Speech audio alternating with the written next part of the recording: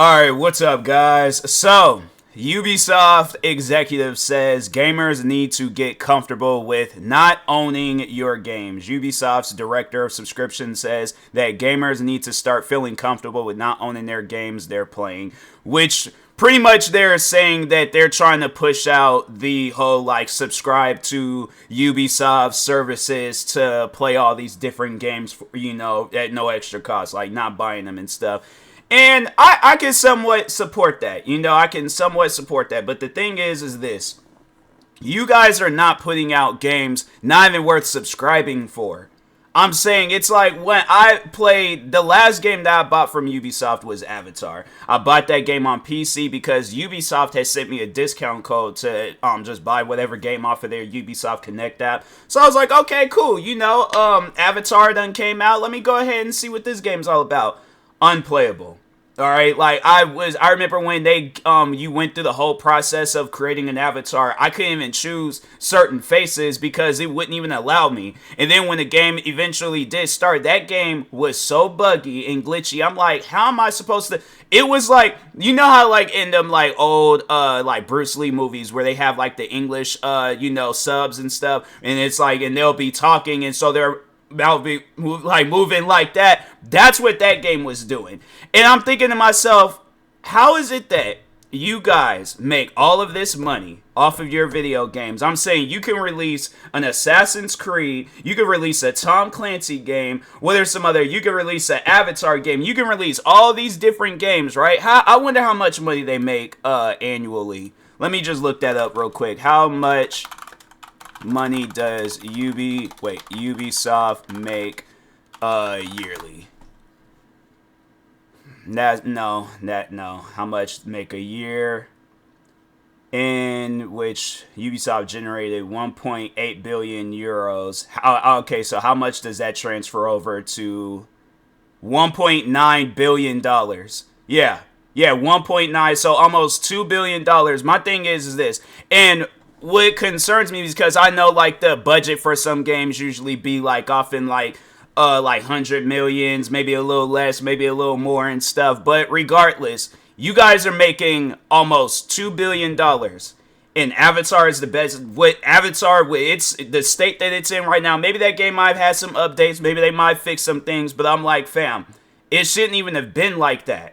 How is it that there are developers out there, right, where they can put out an indie game, for an example, the game Lethal Company, or there was this one game I remember I used to play a lot called Planet Crafter. I'm trying to think of some other indie games. Let's just open up that early access section on Steam real quick, because there are a lot of indie games in that in the early access section where it's good. BeamNG.drive. That game, the funny thing is I've been recently playing a lot of BeamNG.drive, and then there's this other collaboration game called Automation, and I'm like, fam, I had to say that I put more hours into both of those games combined than I have in probably the last year with any Ubisoft game. Because the thing is this, just to sit down and talk on Avatar, that game was just unplayable. When I try to play The Division, and that's one of my favorite type of games to play and stuff, but I try playing that game,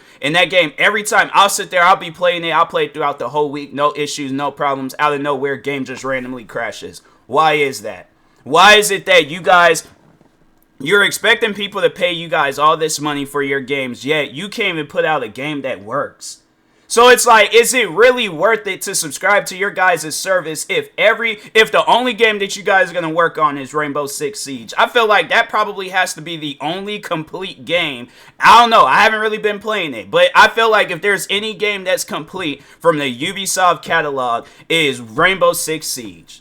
But any other game, maybe Assassin's Creed, but other than that, I'm like, fam, you guys don't have games worth subscribing to, buying. I'm saying, and that's how I look at a lot of games today. When some months done pass by, or some years done pass by, and these games are on sale, and they're selling them for $1.99, $2.99, $10.99, at a much more cheaper price than what it was when it originally came out. That's how much those games are actually worth. From the day it comes out all the way to the last day where they're And then that's another thing. And that's something where I'm like, fam, how is it that you guys are going to say, like, you know, overall, like, you guys shouldn't get comfortable with owning your games? I bought this game. I used my own hard-earned money to buy this game just for you guys to turn around and close the game down, talking on their game, The Crew. How is it that you guys, now, I don't know if they've said anything recently, because I know at times, like, when people face a lot of backlash about stuff, like, they'll change it and they'll be out an update. Remain playable until on March 31st of this year. That's when the game will overall be playable. But then afterwards, it's like the game is gonna shut down. And I'm thinking to myself, fam, then what's the reason you guys gonna accommodate my money back? Because I'm saying, if you don't want people to own the games, then give them their money back. You guys got $1 billion, almost $2 billion just sitting around. Give people their money back. But if not that, and it's like, you guys should not be in the place of telling people what to do with the money on whether they're buying the game or subscribing to the service to play that game. But I'm saying, if the game ain't worth it, and the subscription service ain't worth it, and the people behind all that crap ain't worth it, at the end of the day, maybe it's probably comfortable to not subscribe or buy your guys' games. But if there's a game out there worth buying, I'm gonna buy it. Like, for an example, where's that game at? This game, Spider-Man 2, worth buying. Because there was a game that was, like, I had to say, out of all the bugs and glitches that I've seen, I had to say that I dealt with 2 bugs in that whole game.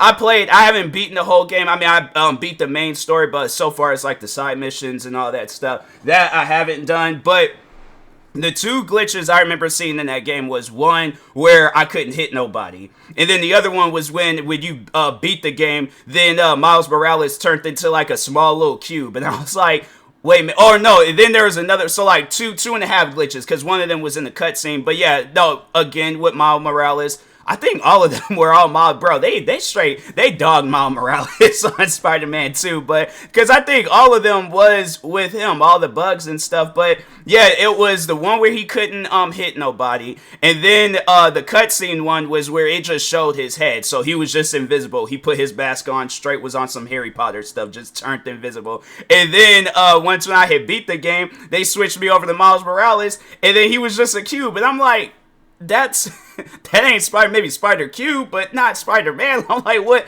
But that's stuff that I can laugh about. I'm not laughing about a game that's gonna crash, a game that's gonna be all glitchy and buggy, and it's like the whole game, not even just like portions and parts of the game, the whole game.